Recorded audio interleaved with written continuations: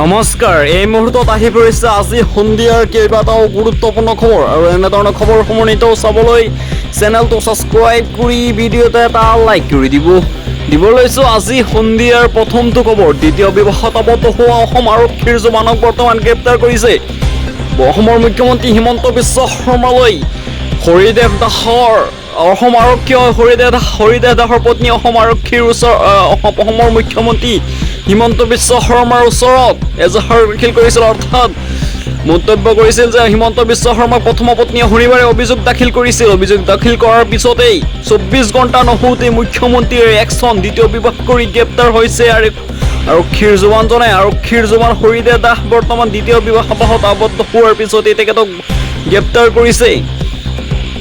অন্য এটা খবৰ দিব লৈছোঁ, বলিউডৰ জনপ্ৰিয় অভিনেতা আমিৰ খানক হত্যাৰ বাবুকি দিছে লৰেন্স গেংৰ সকলে।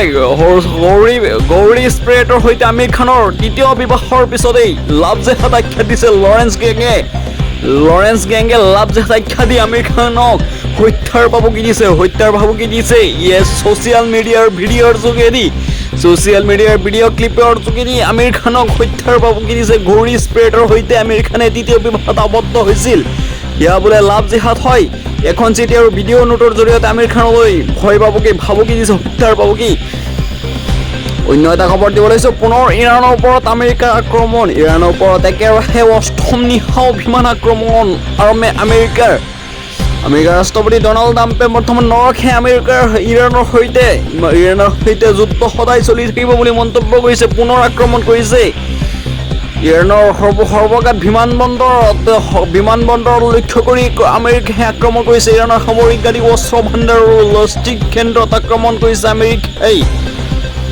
আমেৰিকা আৰু ইৰাণৰ মাজত বন্ধুত্বপূৰ্ণ শান্তিপূৰ্ণ চুক্তি হোৱা নাই। যিটো সময়ত আমেৰিকাৰ ৰাষ্ট্ৰপতি ডনাল্ড ট্ৰাম্পে শান্তিপূৰ্ণ চুক্তিত বহিবলৈ লৈছিল, তাৰ পিছত ইৰাণৰ জনতাই আমেৰিকাৰ ৰাষ্ট্ৰপতি ডনাল্ড ট্ৰাম্পৰ হত্যাৰ ভাবুকি দিছে, অৰ্থাৎ হত্যা কৰিব লাগে বুলি মন্তব্য কৰিছে। তাৰ পিছতেই আমেৰিকাৰ ৰাষ্ট্ৰপতি ক্ষুব্ধ হৈ ইৰাণৰ ওপৰত হামলা চলাইছে, অৰ্থাৎ আক্ৰমণ চলাইছে। অন্য এটা খবৰ দিব লৈছোঁ, পুনৰ আৰম্ভ হ'ব জনকল্যাণমূলক আঁচনি। ৰেহাই মূল্যত মচুৰ দাইল আৰু চেনি। 1 আগষ্ট 2026 পৰা পুনৰ আৰম্ভ হ'ব অৰুণোদয় আঁচনি। ৰেহাই মূল্যত মচুৰ দাইল এতিয়াৰ পৰা লাভ কৰিব আৰু চেনিবোৰ লাভ কৰিব, অৰ্থাৎ ৰেচন কাৰ্ড আছে যদি ৰেচন কাৰ্ড হিতাধিকাৰীসকলে লাভ কৰিব মচুৰ দাইল আৰু চেনি। 3 আগষ্টৰ পৰা 2026 পুনৰ আৰম্ভ হ'ব ছাত্ৰ ছাত্ৰীসকলৰ নিযুত মইনা আৰু নিযুত বাবু আঁচনি। আৰু 3 আগষ্ট 2026 পুনৰ আৰম্ভ হ'ব জীৱন প্ৰেৰণা আঁচনি। ছেপ্টেম্বৰ 2026 পৰা পুনৰ আৰম্ভ হ'ব জীৱন প্ৰেৰণা আঁচনিৰ লগতে নিযুত মইনা আৰু নিযুত বাবু আঁচনিবোৰ 3 আগষ্টৰ পৰা। আৰু যিসকলে অৰুণোদয় পাই আছে তেখেতসকলে 3 আগষ্টৰ পৰা সকলোৰে অৰুণোদয়ৰ ধনবোৰ সোমাই দিব 3 আগষ্টত। অন্য এটা খবৰ দিব লৈছোঁ, মোদী চৰকাৰৰ মূল নীতি হৈছে অসত্য আৰু অহিংস পদ্ধতিত অনশন কৰি থকা অৱস্থাতে যন্তৰ মন্তৰৰ পৰা চুমং অংশুক ফলপূৰ্বকভাৱে আঁতৰাই দিয়া কাৰ্যবল প্ৰশ্ন কৰিছে ৰাহুল গান্ধীয়ে।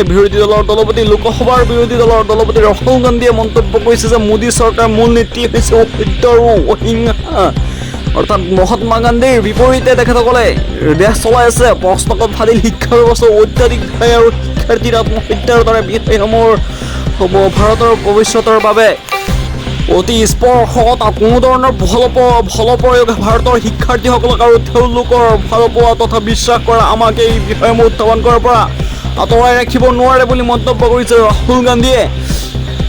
অন্য এটা খবৰ দিবলৈ লৈছোঁ, মুখ্যমন্ত্ৰীৰ নামত ভুৱা মেইল খুলি গ্ৰেপ্তাৰ হৈছে এজন যুৱক।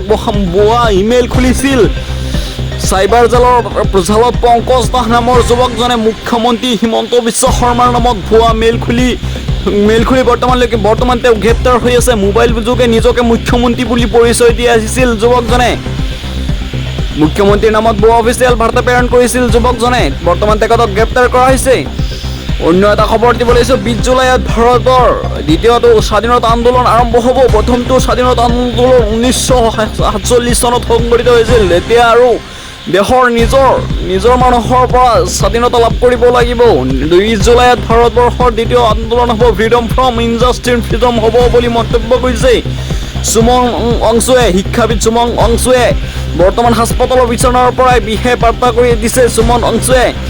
অন্য এটা খবৰ দিব লৈছোঁ ভাস্কৰ কুমাৰ ভাৰ্মা হেতুত পুনৰ জন্মদিন পালন কৰা দম্পতি গ্ৰেপ্তাৰ হৈছে। বৰলুমুখৰ থানাৰ যান-বাহন খাকাৰ আৰক্ষীয়ে গ্ৰেপ্তাৰ কৰে এজন অজয় বি শৰ্মা আৰু পত্নীক। অজয় বি শৰ্মা আৰু তেখেতৰ পত্নীয়ে জন্মদিন পালন কৰিছিল কুমাৰ ভাস্কৰ বৰ্মা নামৰ সেতুটোত।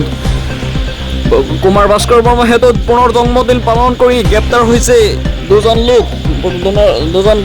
দম্পতি। অন্য এটা খবৰ দিব লৈছোঁ অসম প্ৰিমিয়াৰ লীগৰ নিলাম প্ৰক্ৰিয়া কোন দলে কোন খেলুৱৈক কিমান টকাত ক্ৰয় কৰিলে এয়া হৈছে আজি জানিবলৈ কথা। 12,60,000 বৰপেটা ব্ৰেভিছলৈ ধেনিছ দাসক সৰ্বোচ্চ টকাৰে ক্ৰয় কৰিছে। ব্ৰেভিছ দাস নামৰ যুৱকজনক ক্ৰয় কৰিছে বৰপেটা ব্ৰেভিছলৈ 7 লাখ টকাৰ তেজপুৰ টাইটেনছলৈ অভিনৱ চৌধুৰী 7,80,000 লাখত বৰপেটাৰ ব্ৰেভিছলৈ সৌৰভ দিহিঙ্গীয়াক 7 লাখত গুৱাহাটী ৰয়েলছলৈ মিন্ময় দত্তক। অন্য এটা খবৰ দিব লাগিছে অসম ছুইমিং এছ'চিয়েশ্যনৰ ভয়ংকৰ কাণ্ড। 500 খেলুৱৈক খাবলৈ দিয়া হ'ল শৌচালয়ত বনোৱা খাদ্য, অৰ্থাৎ শৌচালয়ত বনাইছিল খাদ্যবোৰ। শৌচালয়ৰ কাষতেই পাকঘৰ আছে, পাকঘৰৰ লগতেই মানে শৌচালয়তেই অসম ছুইমিং এছ'চিয়েশ্যনে ভয়ংকৰ কাণ্ড সংঘটিত কৰিছে। 500 খেলুৱৈক খাবলৈ দিয়া হ'ল সৰু সজায়ৰ ছুইমিং এছ'চিয়েশ্যনে 500 খেলুৱৈক খাবলৈ দিয়া শৌচালয়ত বনোৱা খাদ্যবোৰ দিয়া হৈছে খেলুৱৈসকলক খাবলৈ।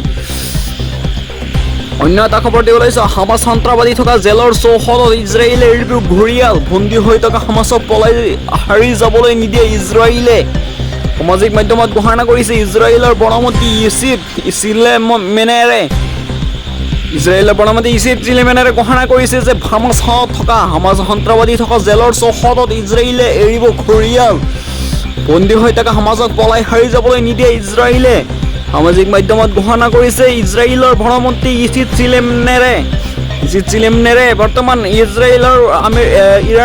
ইৰাণ তথা হামাছ অৰ্থাৎ ফিলিস্তিনৰ ওপৰত তেখেতসকলে তেখেতসকলৰ ভাৰেণ্ডাত কুমিৰ এৰিব বুলি মন্তব্য কৰিছে।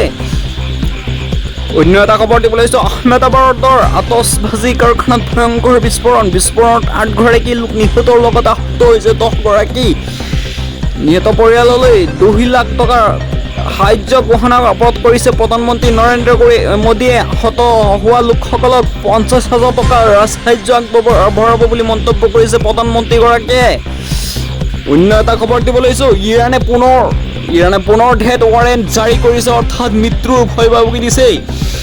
ইৰাণে প্ৰাণে মৰাৰ ভয়ভাবুকি দিছে। 13 নেতাৰ হত্যা কৰাৰ তালিকা ঘোষণা কৰিছে। হত্যাৰ তালিকাত ডনাল্ড ট্ৰাম্প আমেৰিকাৰ ৰাষ্ট্ৰপতি ডনাল্ড ট্ৰাম্পৰ নামটো প্ৰথমত আছে।